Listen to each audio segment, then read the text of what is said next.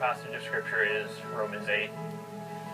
I think it's mainly because it's just an amazing perspective on life and all the trials that we go through. St. Paul starts off talking about how there's all these different trials and just different things he lists. And then he says, none of this can take away God's love for us. And so we love, and God will bring everything to good.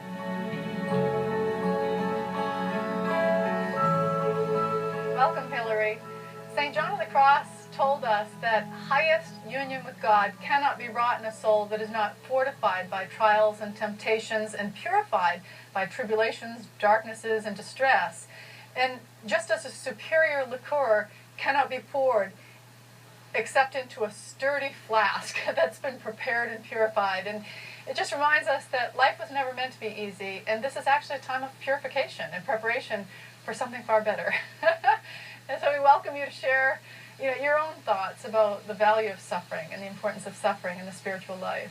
Oh, thank you. I think actually, I was just thinking about that at Mass this morning. You were saying that it's something preparing us, and I think that a lot of the times in the world, if people are suffering for a goal, it's considered really appropriate. So if they're going to be getting a promotion at work, they can put in extra hours and that suffering's acceptable. But if it's a suffering like death or abuse of some kind, people just don't see the meaning.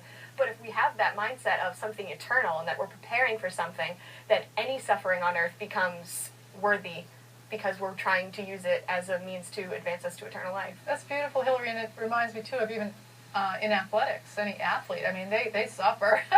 They deny themselves that ice cream and that cake, and they get up early and sacrifice sleep to extra workouts and stuff. And so we see all around us for earthly goals, whether it's to win a gold medal in the Olympics or to get that promotion at work, of people that suffer and sacrifice and deny themselves for very temporal rewards. So you're right. I mean, we're used to this.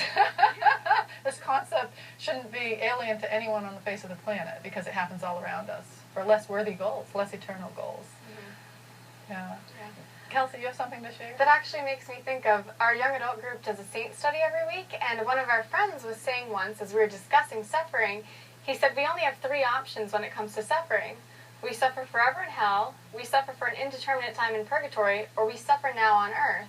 And then he added, for like 100 years tops. But I think there's a great deal of truth to that. And his funny comment is that when we suffer now, we're preparing ourselves to enjoy our eternal reward. We're preparing ourselves now to enjoy eternal bliss.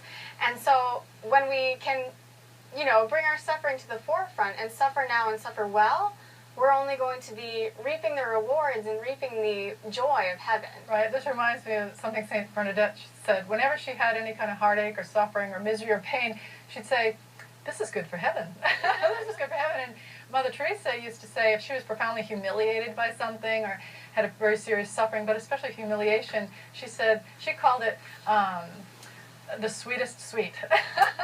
The sweetest sweet. And I guess if you're humiliated 3 times in a row, you could call it a triple treat.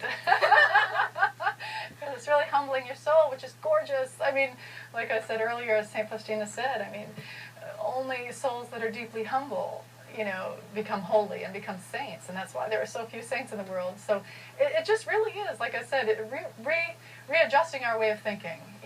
Look at things from a different perspective, from an eternal perspective, from a saint's perspective, and then everything's beautiful in life. When things are going great, you can say, like Moans used to say, see, life can be beautiful. And if you're suffering, you can offer it up and say, this is good for heaven. This is preparing me. Again, this is a preparation. I love that way of approaching suffering. Like your mom said, oh, this is good for heaven. I think sometimes we tend to, especially Christians, I don't know why, but look at suffering and just the response is to minimize it. Like, oh, it's not actually that bad. It's like we're having a suffering Olympics. Like, who's suffering the worst? But really, the idea that everyone's suffering is so minuscule compared to Christ, so there's no point in ranking them because we're all just using it to try to get to heaven. Right. And I think, too, as I quoted St. John of the Cross, and he talked about a superior liqueur is poured only into a sturdy flask, which has been prepared and purified. And I think, we're supposed to be full of divine life, and we're supposed to be full of divine grace, which is better than any superior liqueur. I mean, it's better than anything that could be poured into anything. Divine grace. And I think of Mother Teresa used to want her sisters, the missionaries of charity, to be like a glass, a transparent glass, that pure glass that divine light can shine through, and divine love is so apparent, and we're transparent, and so, I don't know, that container, that flask, I like that image, actually, except it's not just liqueur. Maybe no liqueur.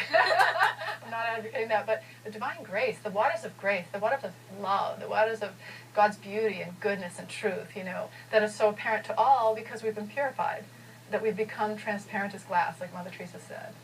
Yeah, Kelsey? I think also along those lines, we're best able to radiate Christ when we're most conformed to Him. And the soul that's most conformed to Him is the one that's carrying its cross in the way that He did. I also love how Jesus told St. Faustina, suffering soul is closest to my heart. It's like when we're suffering, when we're in our greatest agony, we're wrapped up in His sacred heart, He's letting Himself shine through us and giving us the grace to sustain us in those moments. Right. When I heard that quote that Jesus Christ Himself said to a saint, a suffering soul is closest to my heart, my first reaction was, that's exactly where I want to be. I want to be closest to your heart, really snuggled close to the merciful heart of Jesus. And so if suffering is the way, bring it on. No, I don't want to say that too loud. Don't let God hear that. But that too reminds me of something that I think is valuable to say. The little flower never asked God for any more suffering than what she presently had. She said to our Lord, my shoulders are too weak and fragile to take any more than what you already give me. And so she never asked for more suffering, and I agree with her. I want the little flower, I won't ask for any additional suffering. I will only ask for the grace to endure what I already have. And I think one last point I think of is St. Bernadette spent most of her religious life in the infirmary. And she said, my work for the Lord is to be sick, and yet she herself, one of the nuns said, do you want us to pray to Our Lady to heal you? And Bernadette said, no, don't ask the Blessed Mother to heal me of my infirmities. Ask the Blessed Mother to give me the strength and the grace to endure them beautifully. Ah, that's beautiful. So when the Lord allows suffering in your life, rather than, asking Him, take it away, why not resign ourselves to it and beg for the grace to become holy with it and to endure it gorgeously, like a saint, as a stepping stone to heaven, virtue, and holiness. So we could go on and on about this, but but I'll just welcome our viewers to join us next time for more Coming to Christ. Thank you for being with us.